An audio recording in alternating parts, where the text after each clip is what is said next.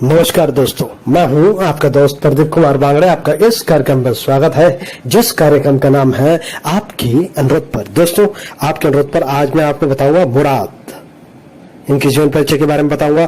दोस्तों, अगर आप मेरे चैनल को पहली बार देख रहे हैं तो आपसे अनुरोध है कि आप इसे लाइक करें, वीडियो के नीचे रेड कलर का बटन है उसे दबा के सब्सक्राइब करें, बाजू में एक बेल है उसे भी दबाएं ताकि मैं जो भी वीडियो डालूं वो सबसे पहले आप तक पहुंचे। तो चलिए दोस्तों, वीडियो की शुरुआत करते हैं। हामिद अली मुराद, जिसे केवल मुराद के नाम से भी जाना जाता है, एक भारतीय चरित्र अभिनेता थे जो 1940 के दशक की शुरुआत से 1980 के दशक के अंत तक करीब 200 से अधिक हिंदी भाषाई फिल्मों में चरित्र भूमिका निभाई। ये ज्यादातर जज की भूमिका निभाते थे। इन्होंने पिता की भूमिका निभाई, सम्राट की भूमिका निभाई,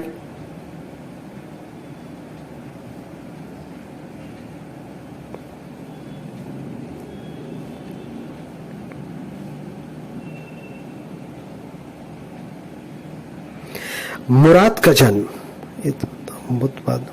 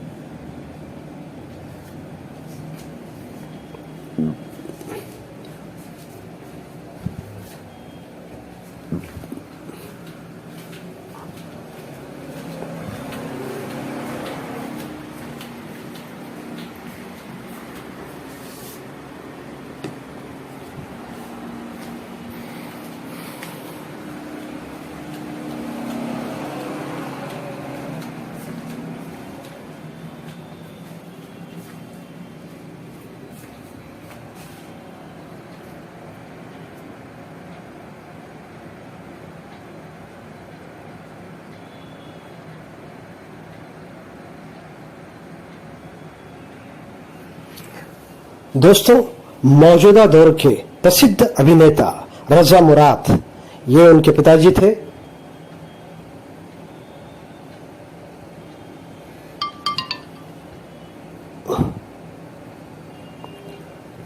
मौजूदा दौर के फिल्म दर्शक,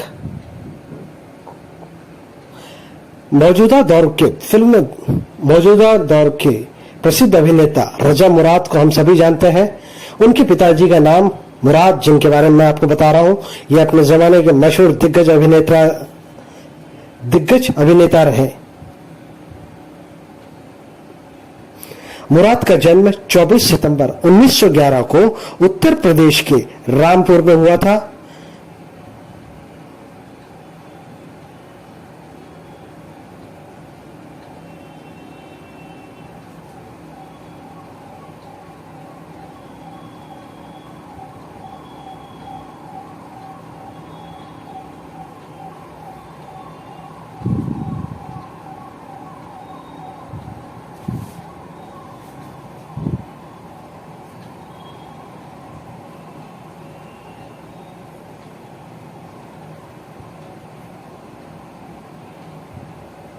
मुराद ने अपने करियर में 550 से ज्यादा फिल्मों में अभिनय किया, जिसमें से करीब 300 फिल्मों में उन्होंने अदालत के अंदर बैठकर जज की भूमिका निभाई।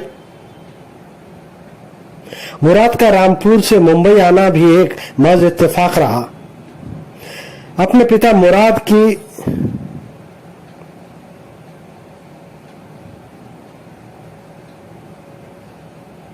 रजा मुराद उनके बेटे हैं।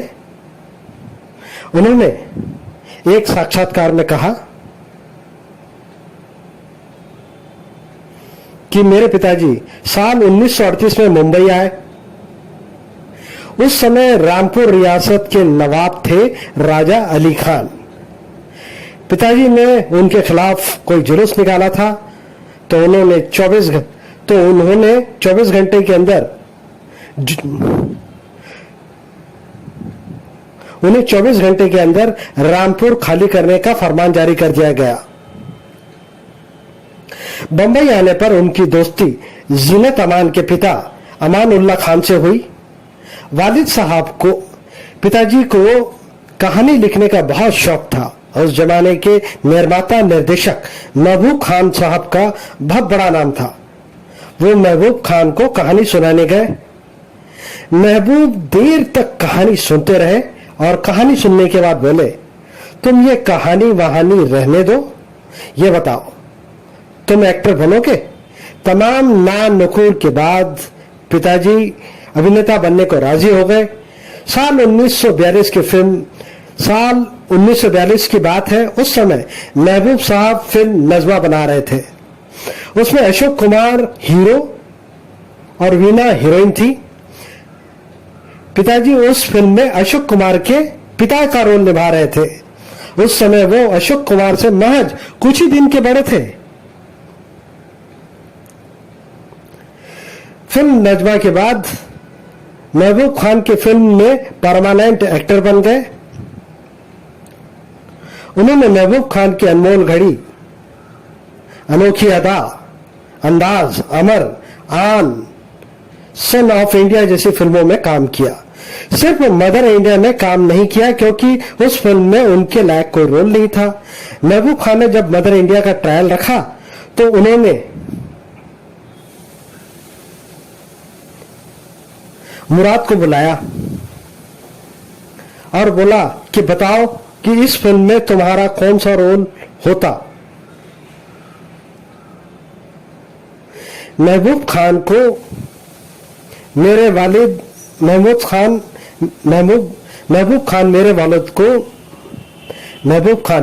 को बादशाह कहते थे क्योंकि उन्होंने उनकी फिल्म आन में बादशाह का रोल किया था। इसके अलावा और भी बहुत अच्छी अच्छी फिल्में उन्होंने की। इसमें बिमल रॉय की 2 बीघा जमीन, देवदास, सौरभ मोदी की मिर्जा गालिब, दिलीप कुमार साहब के साथ दीदार शामिल है। दिलीप साहब की क्लासिक फिल्म मुगल आजम में मेरे पिताजी ने राजा मानसी बने थे। जीनत अमान के पिताजी अमान उल्लाह खान को लोग प्यार से अमान साहब कहकर बुलाते थे। उन्होंने पाकीजा और मुगल आजम की जैसी फिल्में लिखी। अमान साहब का ताल्लुक भोपाल के शाही घराने से रहा है। एक बार अमान साहब के साथ मेरे पिताजी भोपाल गए। अमान साहब के परिवार, उनके संस्कार ने मेरे पिताजी को बहुत प्रभावित किया। मेरे पिताजी ने, वालिद साहब ने कहा कि आपके ही खानदान में शादी करना चाहूंगा, तो अमान साहब की छोटी बहन लियाकत जहां बेगम के साथ उनकी शादी हो गई। अमान साहब के साथ जो दोस्ती थी वो रिश्ते में बदल गई। इस हिसाब से जीनत अमान मेरी सगी ममेरी बहन है। भोपाल के नवाब हमीद उल्लाह खान मेरी नानी के मौसेरे भाई थे। वालिद साहब को शेर व शायरी का बहुत शौक था। उन्हें फारसी के उमर खयाम के 5000 शेर याद थे। हमारे पिताजी ने हमको बहुत अच्छे संस्कार दिए थे। उस जमाने में